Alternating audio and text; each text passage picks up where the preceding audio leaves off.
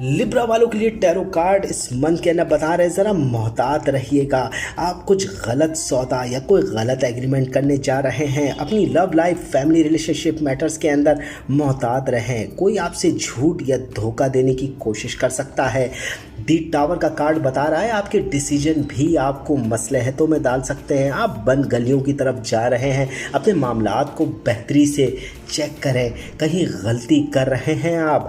अलबत्ता business and job के हवाले से पैसों को रोकते हुए नज़र आ रहे हैं। आपकी फीलिंग बिजनेस एंड जॉब में बेहतर रहेगी। पॉजिटिव एनर्जी आपके साथ है और साथ ही साथ दी स्टार का कार्ड मौजूद है। साफ बता रहा है लव लाइफ सिचुएशन में बहुत प्रॉफिट होगा। आपके ख्यालात पॉजिटिव है। आपका पार्टनर आपसे खुश रहेगा।